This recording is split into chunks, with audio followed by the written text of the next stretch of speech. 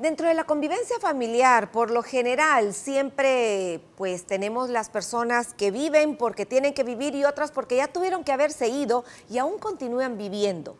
Para esto, el día de hoy tenemos un invitado sociólogo que nos va a poder explicar esa conducta del ser humano cuando no puede irse de su casa, cuando ya han pasado alguna mayoría de edad nuestros hijos y aún continúan en casa, cuando inclusive se casan, aún continúan en casa y traen a su pareja, cuando ya llegó el momento donde tienen que volar de este nido y aún continúan en casa. Estos son los seres inquilinos, no deseados. Ya de repente a los padres les empieza a estorbar, de repente ya uno quiere mandar en su espacio y el otro quiere seguir mandando en el espacio y el entorno de lo que es su casa. ¿Quién está del lado de la razón? ¿Quién debe de irse? ¿Quién debe de quedarse? Esto es lo que discutiremos hoy con nuestro invitado, a quien le agradecemos infinitamente su presencia y el que haya aceptado esta participación suya en este programa, que estoy segura va a ser de mucha controversia y muchas personas estarán a favor, otras estarán en contra, pero obviamente que será un programa muy interesante. Marco Antonio Tinoco, usted es maestro de psicología en la Universidad Autónoma. Cuéntenos un poco, por favor, de su experiencia entre jóvenes para luego pasar a este tema, y muchas gracias por estar con nosotros. Muchas gracias por la invitación. Este fenómeno de que los hijos quieren permanecer durante muchos años en su casa, incluso más allá de los 30 años de edad, no solo es un fenómeno propio de Honduras, también en algunos países mediterráneos de Europa, como en España, Italia, los hijos suelen quedarse más allá de los 30 años. Otras sociedades como en Estados Unidos, los hijos se independizan de su casa. A temprana edad, ¿no? A temprana edad, a los 16, 18 años, pero quizás ese fenómeno en Estados Unidos ha ido cambiando.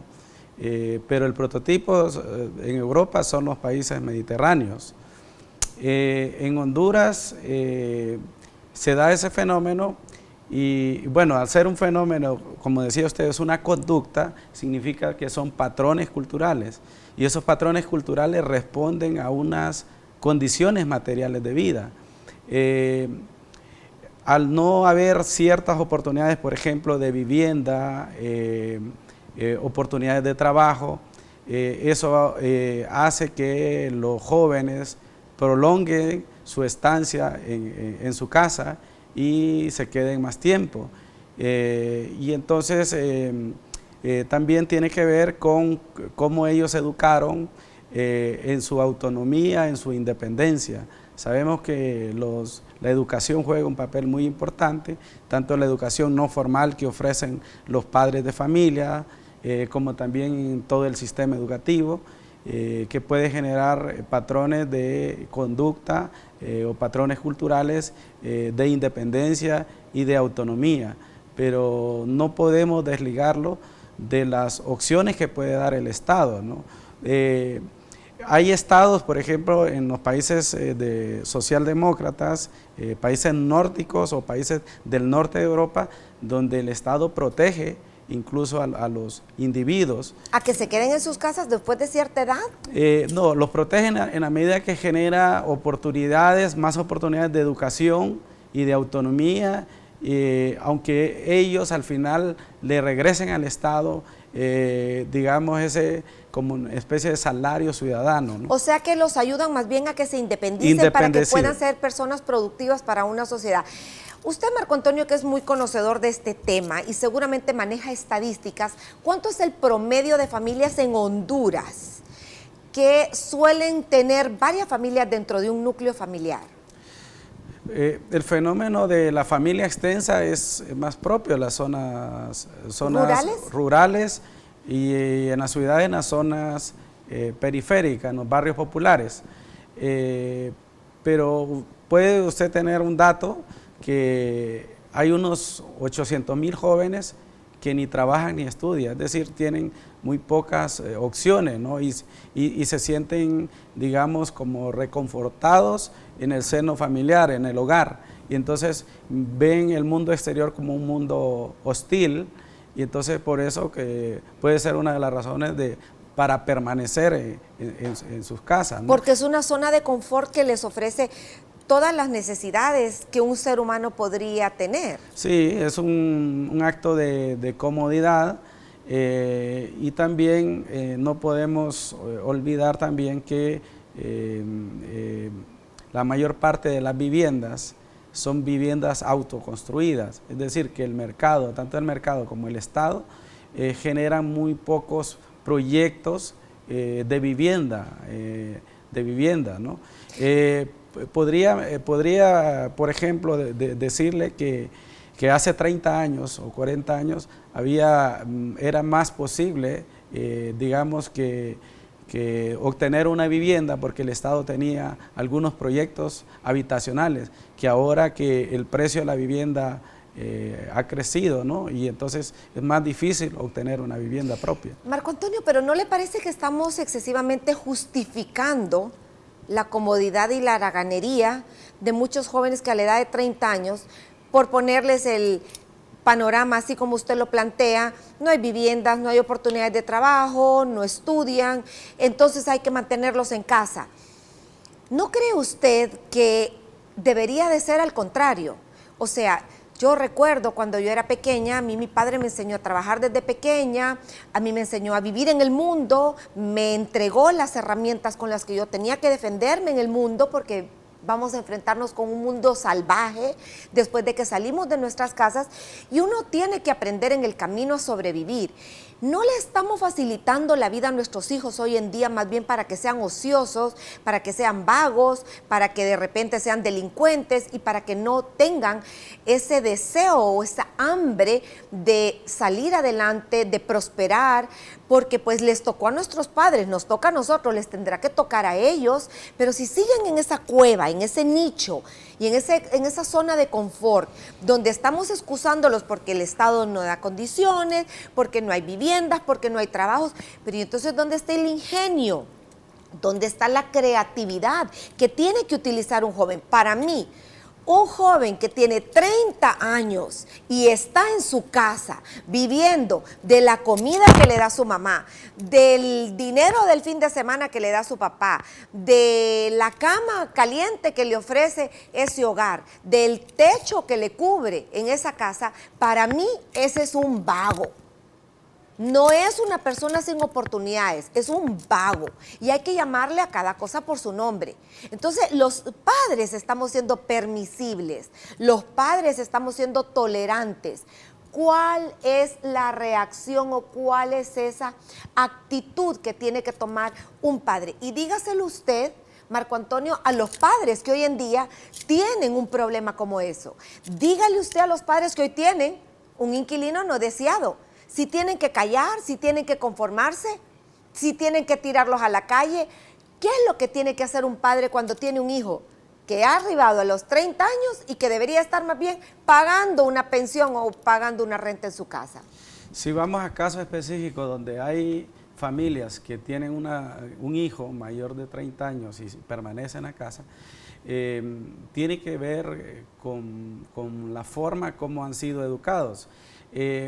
Hay dos valores que en la familia se tienen que transmitir. El valor de la autoridad, es decir, que en la casa deben haber ciertas normas para asegurar la convivencia pacífica, y número dos, la libertad. Entonces, pareciera que la tendencia de muchos padres es acentuar más el valor de la autoridad. Entonces, y ver los hijos como propiedad y protegerlos, ¿no? Y eso deja poca cabida para el valor de la libertad. Quiere decir, la libertad, que los hijos al final tienen que elegir sus propios proyectos, tienen que tomar sus propias decisiones. Es decir, que la educación que se puede recibir en los centros educativos y en la familia tiene que ser una educación para la libertad, para que las personas puedan elegir sus proyectos en la vida, ¿no? Y con independencia. Con independencia, con independencia. Y autosostenibilidad. Y que sea autosostenible. Entonces, creo que un padre que tiene sus hijos, tiene todavía un hijo mayor de 30 años en su casa, debe de negociar con él, es decir, debe negociar y por lo menos, es decir, decirle, te voy a generar un apoyo, pero te tienes que ir de la casa, porque tienes que enfrentar el mundo por ti mismo, porque no siempre voy a estar presente. En algún momento yo me voy a ir y tú ¿con quién te vas a quedar? Tienes que tomar tus propias decisiones, tienes que realizar tus propios proyectos y dejar de seguir viéndote como una víctima, porque como seres humanos estamos llamados, aunque enfrentemos muchas situaciones difíciles de la vida, a enfrentar el mundo como actores de nuestra propia vida.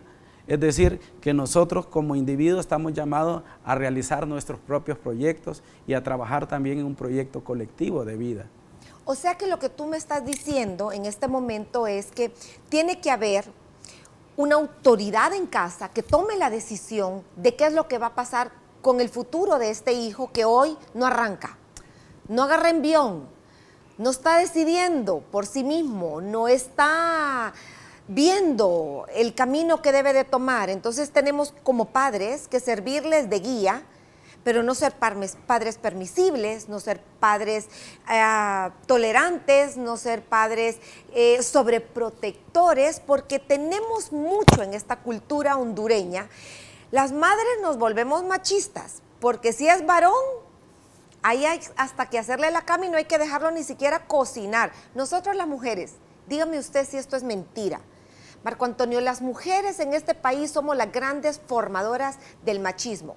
No es el hombre el machista, somos las madres que criamos hombres haciéndoles creer que ellos son los reyes y que hay que servirles tributo y hay que rendirles pleitesía. Entonces esto va formando y va creciendo una sociedad con hombres endiosados, con hombres que creen inocentemente, porque así fueron formados, no es culpa de ellos, y la sociedad los va absorbiendo, pero en realidad son víctimas de la formación que las madres les hemos dado, de aquella conducta que los hemos ido dirigiendo, donde de repente los llegamos a hacer sentir como que todavía tienen que estar sobre y bajo la protección de las alas de estas gallinas. Somos muchas veces mamá gallinas. Aquí andamos a uno, aquí andamos al otro, y sobre el regazo, ahí los andamos a todos.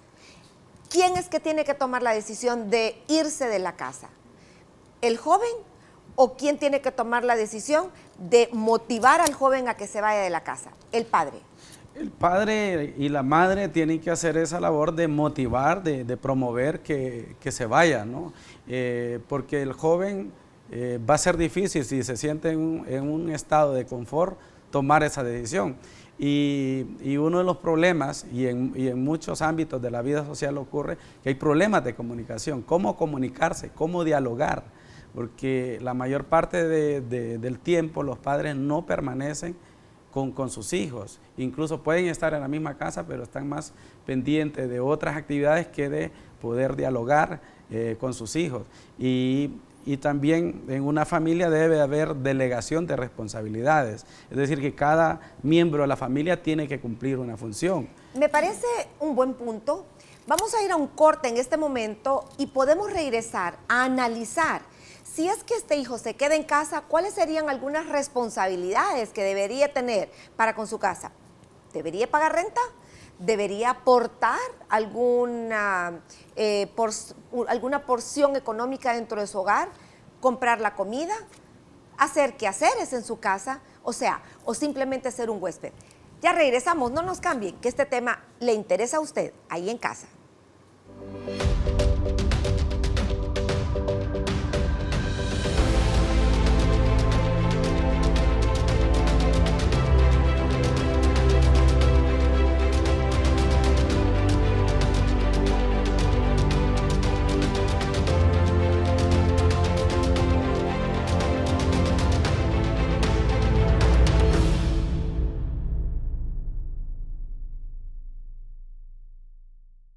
En Honduras, 24 de cada 100 adolescentes han estado embarazadas alguna vez en sus vidas. Adolescentes que sueñan como vos. Adolescentes como nosotras. Como yo.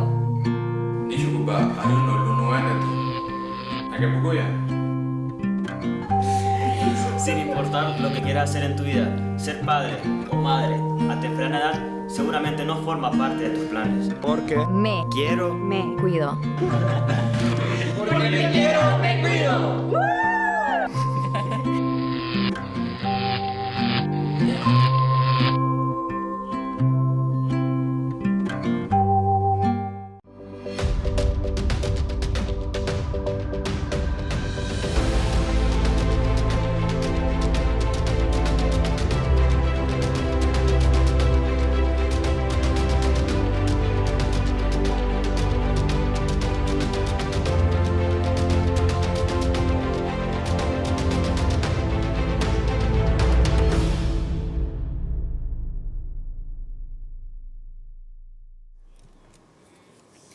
Amigos y amigas, y para quienes se acaban de unir a este programa, este segmento habla en sí de los inquilinos no deseados. Estamos hablando de aquellas personas que viven en sus casas, pueden ser hijos, pueden ser sobrinos, pueden ser abuelos, pueden ser tíos, pero que viven unas familias adentro de otras. ¿Qué hacer?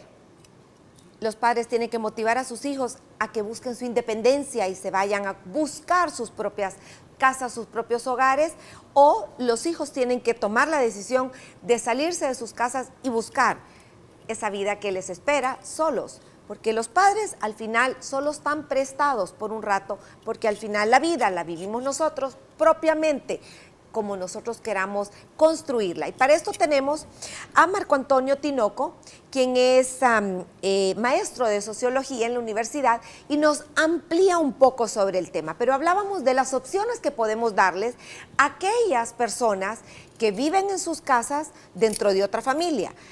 Pongamos nosotros en este caso que hay un joven que vive con sus padres, tiene más de 30 años.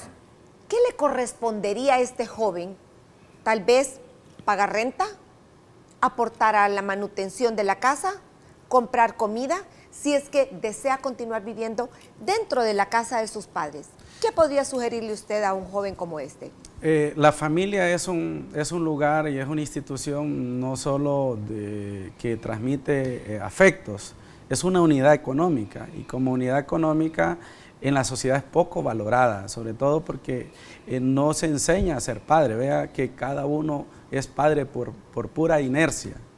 Entonces, si hay una persona que trabaja, debe contribuir y tiene un ingreso, tiene que contribuir a la economía familiar. Hay muchas tareas en la familia como la limpieza, lavar, planchar, cocinar. Y esas tareas se tienen... Cortar el césped. Cortar el césped, limpiar. Ahora con el zancudo pues hay que estar limpiando, ¿no? Entonces hay muchas tareas que se tienen que distribuir de forma equitativa, porque si no siempre las tareas caen sobre las mujeres, ¿no? Y desde luego las mujeres son grandes administradoras de la casa y de muchas empresas, ¿no? Entonces debe distribuirse las tareas, y sobre todo aquellas personas que no contribuyen económicamente, es decir, monetariamente, pues tienen que contribuir con el trabajo para el mantenimiento de la casa. Interesante.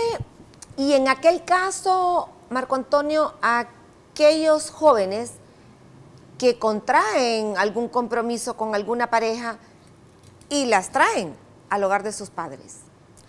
Pues se vuelve más compleja la convivencia porque debe haber mayor distribución de las tareas, deben haber ciertas reglas, es decir, un lugar donde no hay ciertas reglas de convivencia, de distribución de tareas, de cumplir tareas, esa casa no se puede sostener, ese hogar no se puede sostener.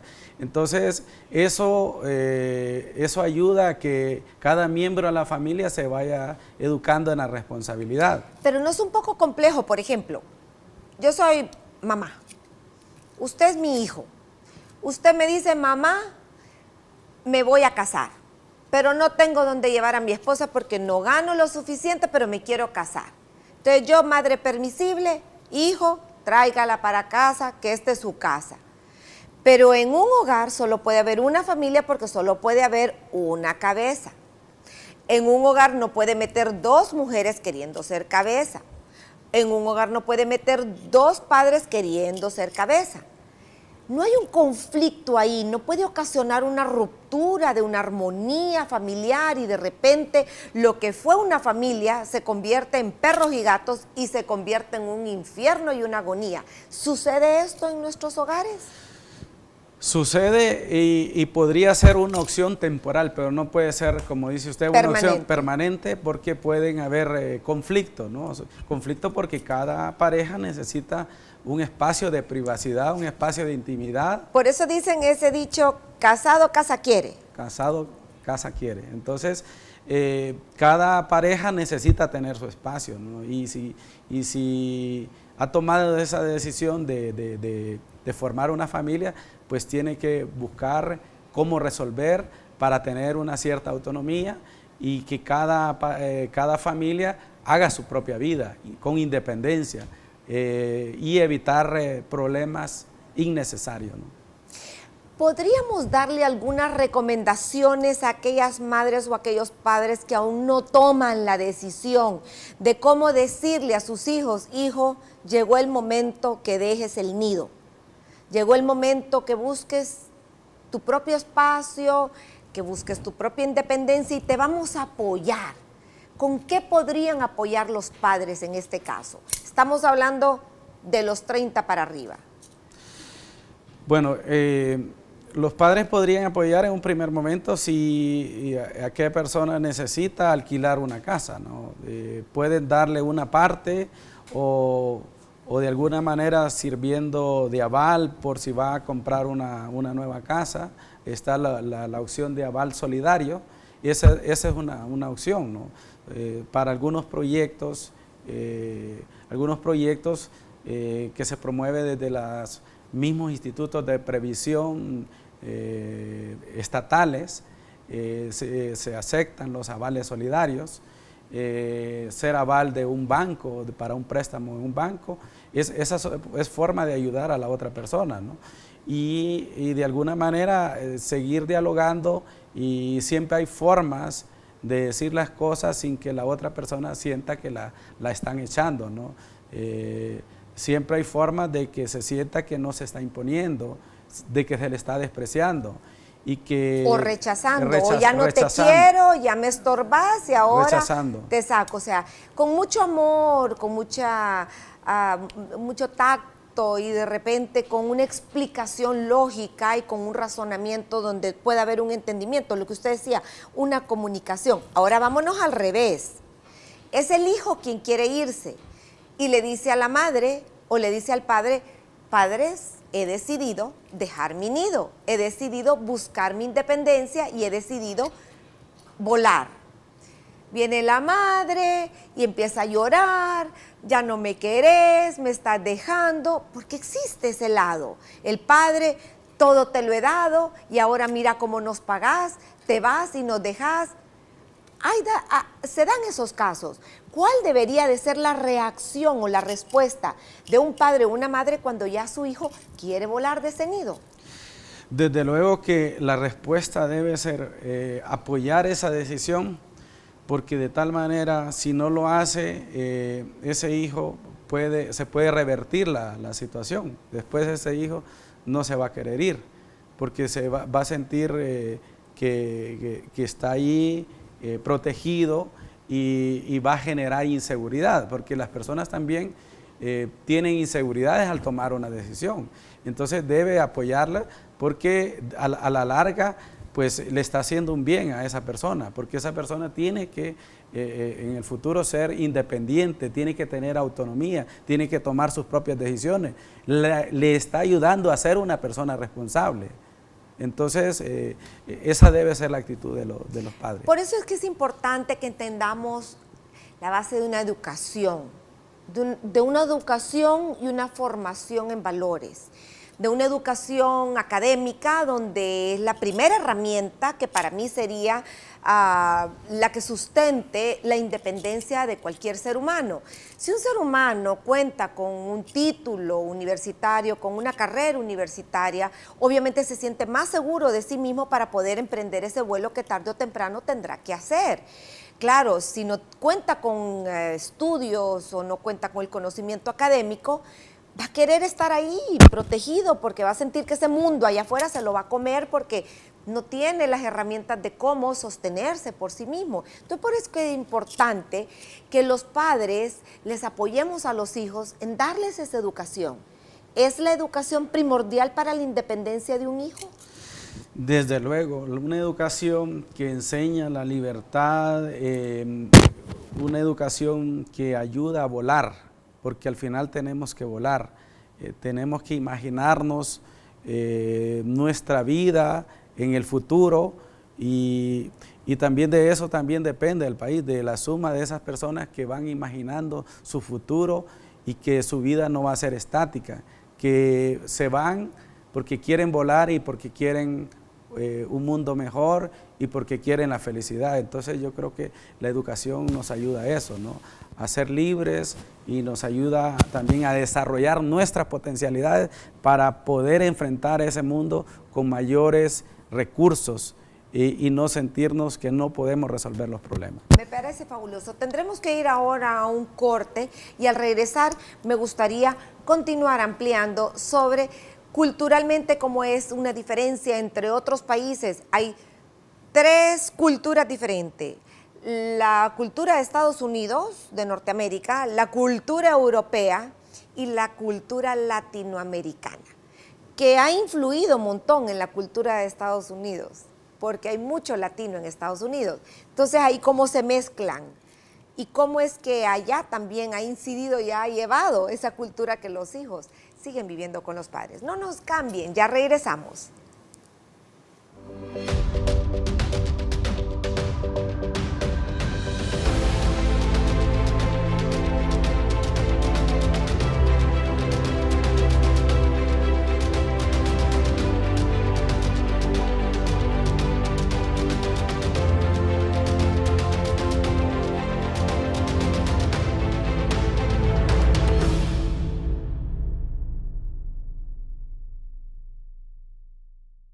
En todas partes se habla de sexualidad, menos en las escuelas. ¡Ey! ¿Por qué tanta vergüenza? En serio, ustedes creen que no sabemos, pero necesitamos saber mejor. Saber las cosas como son para tomar decisiones responsables y no meter la pata. Con educación integral para la sexualidad, todo puede cambiar.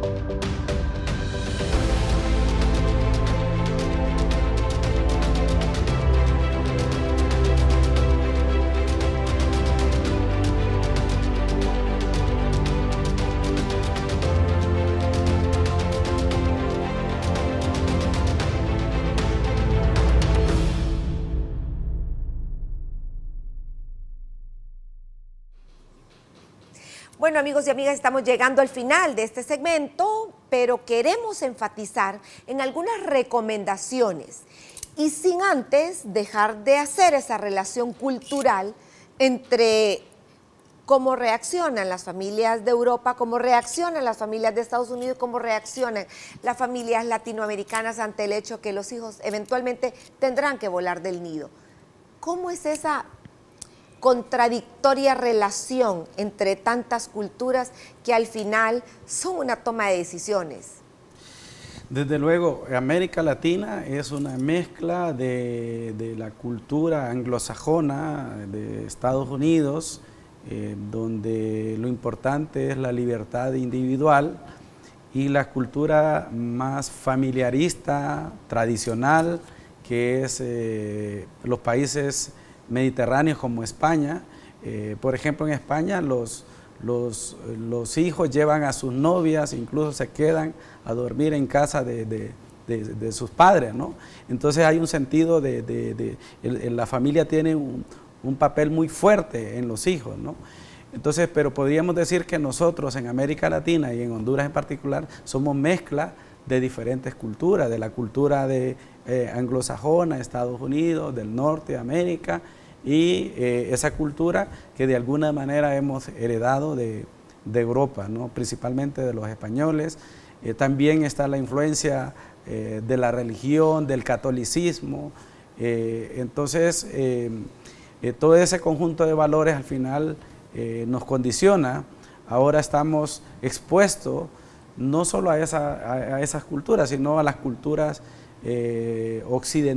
orientales, como la cultura asiática, a través de todos los medios de comunicación que existen actualmente, ¿no? Entonces, al final no tenemos una identidad única, tenemos una mezcla de muchas culturas del mundo. O sea que unos sí lo hacen, otros no lo hacen, pero al final, aquellos que se quedan en casa y que deciden no volar de ese nido, siempre se requiere de un grado de responsabilidad, ya sea que pague la renta, ya sea que compre la comida, ya sea que limpie la casa, ya sea que lleve el perro a pasear, que corte la grama o que cocine, cualquiera que sea algo que llegue a aportar a la familia. Si se quiere quedar en la casa de sus padres, cumpla también con una responsabilidad. Eso es lo que creo que al final podríamos decir. Y para los que están listos para volar, pues ayudarles a que sean independientes, ¿no, Marco Antonio? Claro, el mundo los espera y hay muchos desafíos en la vida que hay que enfrentar. Muchas gracias, Marco Antonio, por haber estado aquí con nosotros. De veras nada. que ha sido un placer. Y para ustedes, televidentes, no nos cambien, que aún continuamos con más de Rompe el Silencio.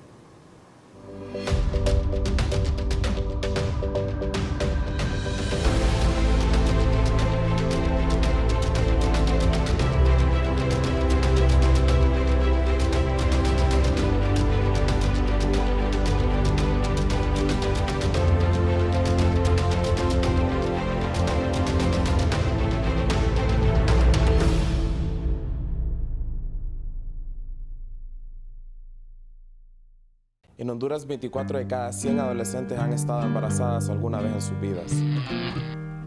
Adolescentes que sueñan como vos. Adolescentes como nosotras. Como yo.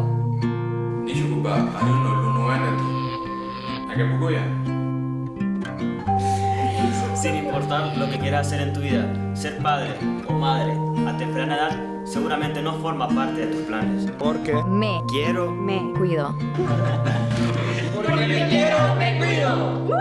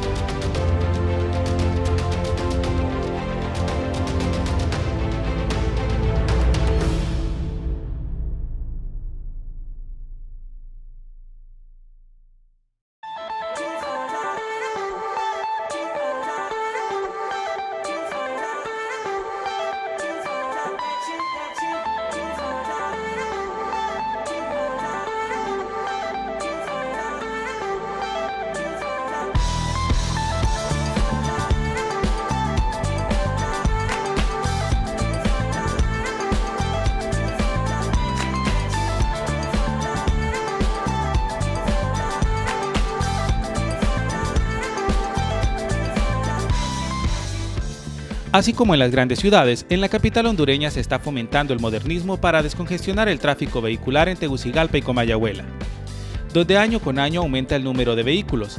Se estima que circulan alrededor de 550,000 automotores, ocasionando un caos vehicular en las horas pico. La necesidad de implementar semáforos inteligentes y sincronizados funcionará para descongestionar los horribles tráficos que se forman en la capital. Con una inversión de 30 millones de lempiras, estimados por la Alcaldía Municipal para la modernización de los 20 semáforos instalados en la ciudad de los capitalinos, podrían esperar un fluido movimiento vehicular apoyado con las obras de infraestructura que actualmente podemos observar, aseguran los directivos de orden vial de la Alcaldía Municipal.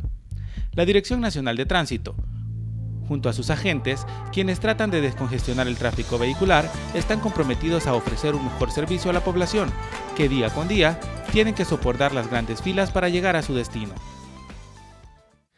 Definitivamente Tegucigalpa, por aspecto geográfico, pues no cuenta con muchas calles y avenidas. Incluso en una proyección que se hizo hace un tiempo, pues se supone que el anillo periférico iba a ser la vía que iba a liberar pues del tráfico todas las calles de la ciudad de Tegucigalpa, pues, y a ciencia cierta ahora vemos de que más bien el anillo es parte del tráfico diario en la ciudad capital, por múltiples factores, obviamente, ¿verdad? El hecho del crecimiento de la población, el crecimiento de la ciudad, el crecimiento del parque vehicular. En la actualidad, solo en la ciudad de Tegucigalpa hay casi 500.000 vehículos y también anda un parque vehicular flotante de unos 90.000 a 100.000 vehículos, lo que obviamente viene a saturar las diferentes calles y avenidas que, dicho sea de paso, no tienen las capacidades para soportar lo que es esta cantidad de parque vehicular, ¿verdad? Lo que genera que obviamente exista bastante congestionamiento vial, principalmente en las horas de mayor movimiento de personas, como es en la hora de entrada de trabajo, de 6:30 a 8:30 de la mañana, y de 4 a la hora de salida, que es de 4 a 7 de la noche, y en horas de mediodía, que generalmente una parte de las personas que laboran pues salen a tomar sus alimentos. Entonces, el hecho que le demos a la ciudad esa nomenclatura vial que debe existir en todas las ciudades, obviamente que eso genera un mayor orden en cuanto a la vialidad. Indudablemente que la iniciativa de la alcaldía municipal en cuanto a lo que es los semáforos inteligentes, en cuanto a ese montón de infraestructura que están realizando, obras de pasos de desnivel, subterráneos, rotondas, es un estudio muy positivo que en estos momentos decía el señor alcalde que en el 2015 fue caótico en cuanto a vialidad y que el 2016 va a ser aún más caótico, pero que quizás en el 2017 vamos a ver resultados muy positivos y que pues vamos a tener vías importantes que van a aliviar lo que es el tráfico que generalmente se realiza en esta ciudad. Mire, nosotros lo que pretendemos a través de la educación vial es generar conciencia. Lo que es la problemática de vialidad implica en un 95% la actitud positiva y el grado de cultura que tenga el conductor, y el otro 5% pues el aspecto educativo a través de la coerción, a través de la sanción, que de una u otra forma durante años pues hay que reconocer que es una deuda que nosotros tenemos como institución para con la sociedad, ¿verdad? Y que nosotros pretendemos mejorar nuestros niveles de servicio.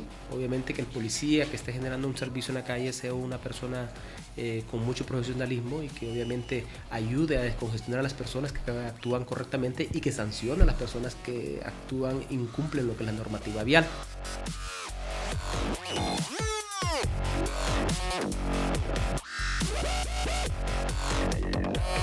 Sin embargo, la responsabilidad no solo recae en los agentes de tránsito, sino también en los mismos conductores, quienes en su mayoría irrespetan las señales de tránsito, esas mismas que funcionan como controlador vehicular, con el único objetivo de evitar accidentes y que en muchos casos puedan llegar a ser mortales. Es por eso que Dirección Nacional de Tránsito está tomando cartas en el asunto para tener un mayor control en la licencia de conducir, siendo los accidentes de tránsito la segunda causa de muertes violentas en Honduras, donde más de 1 millar de personas fallecieron por este motivo el año pasado, según las cifras de la Policía de Tránsito. Bien, hemos hecho una alianza estratégica con la Cruz Roja hondureña, en el cual a partir de este mes estamos en pruebas de hacer las pruebas psicosensométricas, que son unas pruebas computarizadas, técnicas, que generan a ver si una persona está apta en cuanto a su coordinación motora, en cuanto a su grado de reacción, en cuanto a su visión, en cuanto a su audición, ¿verdad? Entonces, este mecanismo es computarizado, que yo incluso aquí tengo la prueba que yo hice. Entonces, esto usted lo hace, esas pruebas, entonces computarizado le da el mensaje si usted aprobó o no aprobó. Entonces, todo. Entonces, si usted mira, ahora, en un mes estamos en prueba en este momento, va a ser a nivel nacional y esto va a estar enlazado en red con lo que es el sistema de emisión de licencia. Entonces, una persona que venga a hacerse esta prueba psicométrica deberá de inmediatamente aprobarla, va a aparecer en el sistema. Entonces, cuando usted vaya a renovar la licencia, independientemente que exista una situación regular o no, pues al momento que usted se ingrese su identidad, aparecerá pues que usted aprobó o no esta licencia, y entonces nos va a garantizar que la persona que se le va a extender el documento en realidad es una persona apta. Ahora, una persona que ya tenga licencia y quiera volver a... Tiene que volverlo a hacer. ¿Tiene que hacer esto? Claro, porque imagínese, indudablemente, o sea, porque ¿qué pasa? la visión va cambiando conforme el tiempo. No es lo mismo una visión de una persona de 20 años con una persona de 40 años. Obviamente que si usted tiene correctivo, enhorabuena. No es lo mismo la visión o la audición de una persona de 40 años con una persona de 60 años. Entonces, usted cada vez que venga a renovar su licencia tendrá que hacérselo de nuevo para ver si aún está apto en sus condiciones físicas y emocionales. Entonces, esto nos va a garantizar de que las personas están aptas para conducir. Lo que pasó hace poco, un accidente, un muchacho aquí en La Sula que iba conduciendo, pasó la mediana, impactó y él andaba con una prótesis en su una extremidad inferior. Entonces, de repente tenía como 4 años de no renovar licencia, tuvo un percance, sufrió lo que es la discapacidad y pues entonces uno tiene que valorar para verificar que esta persona, si se le da una licencia, esté en sus óptimas condiciones y es apto para conducir. A nivel nacional solo somos aproximadamente unos 1.100 policías, en Tegucigalpa no llegaremos a 350 elementos, ¿verdad? Obviamente que buscamos la estrategia adecuada para tener presencia en puntos neurálgicos de la ciudad, ¿verdad? Sería imposible decirle que nosotros vamos a tener elementos en cada calle de la ciudad porque la ciudad es inmensa y hay múltiples calles. Entonces, obviamente que existe la voluntad de ir creciendo poco a poco. Yo creo que eso es una propuesta y una promesa del gobierno y ojalá que a un futuro pues contamos con el suficiente recurso, ¿verdad? Incluso con los equipos de CIA, están dando de 50 a 60 accidentes y solo contamos con 7 móviles que van a verificar, lo que genera que en un momento pueden tener hasta 3, 4 accidentes y si hay lesionados conlleva más tiempo para hacer las investigaciones, ¿verdad? Pero la voluntad existe y estamos buscando los mecanismos para poder incrementar la capacidad en cuanto a recurso humano. Ahora, ¿qué estamos haciendo nosotros para eso? Todos los años nosotros siempre hacemos un lanzamiento en cuanto a jornadas de educación vial, ¿verdad? Y este año estamos llevando a cabo y hicimos un lanzamiento el 1 de junio en donde pues le denominamos la Jornada Nacional de Educación Vial en ruta hacia una cultura vial. Entonces, el objetivo es poder abarcar la mayor grado de instituciones educativas de los diferentes niveles académicos, primaria, secundaria, universitaria, ¿verdad? Que nosotros enfocamos más en los niños porque son los futuros conductores. De repente, empresa privada, pública, que requieran las capacitaciones a manera de generar ese impacto. Y que de repente que todos los ciudadanos en todos los rincones del país puedan haber tenido esta capacitación y que entiendan pues que en el ámbito de vialidad pues la prevención de muertes radica mucho en el grado de actitud y positivismo y el respeto que nosotros le pongamos a lo que es la normativa vial.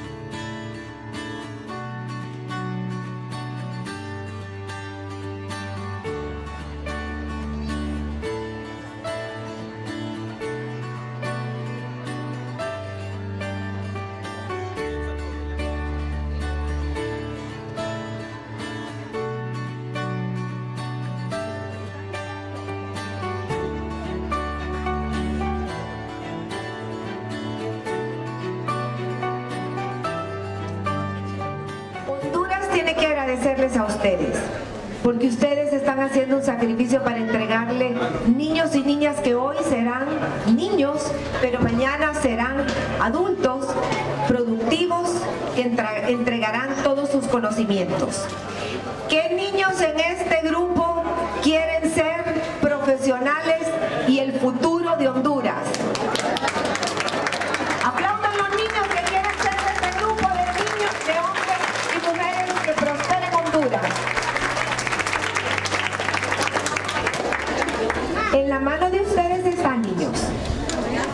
Están claros que sus papás le dan la oportunidad y ustedes la toman y ustedes estudian.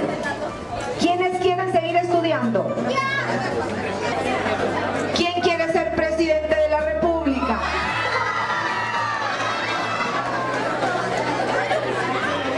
Bueno, entonces tienen que estudiar muchísimo, ¿verdad? Pero sobre todo, tener presente a Dios en sus vidas y saber que cada cosa que hagan por ustedes, por su familia y por su país, tiene que ser de la mano y de la guía del Señor.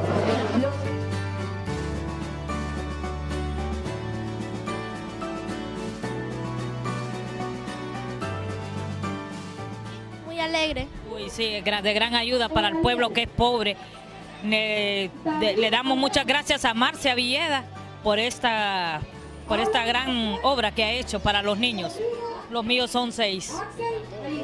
Todos les conseguí gracias a la licenciada Marcia. Uy, sí. Sí. Y aparte de eso, el aperitivo que nos han dado. ¿Para qué? Contenta y feliz. Sí, es una gran obra que está haciendo la licenciada Marcia Villeda, ¿verdad? Le agradecemos, ¿verdad?, por este noble gesto que está haciendo con los niños necesitados, ¿verdad?, de las escuelas públicas, ¿verdad? Me siento feliz porque es una ayuda para los niños, para que vayan a la escuela. Alexandra Patricia. 3. ¿Y qué escuela están ellos? La Roberto Sosa. ¿Cuántos años son? Él tiene 9, 8 y la otra tiene 11, tiene 6. Para su bolsillo, Sí. va a poder comprar menos útiles. Sí, bendito sea Dios, sí. Una ayuda bastante que le dan a uno.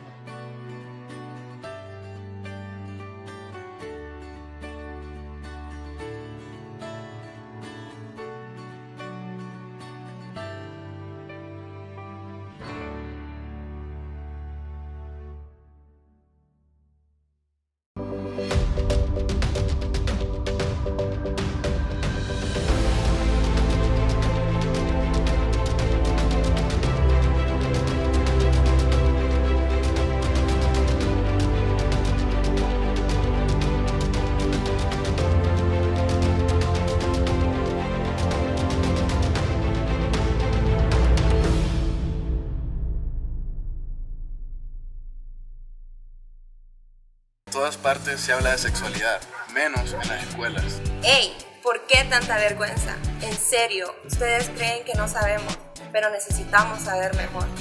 Saber las cosas como son para tomar decisiones responsables y no meter la pata. Con educación integral para la sexualidad, todo puede cambiar.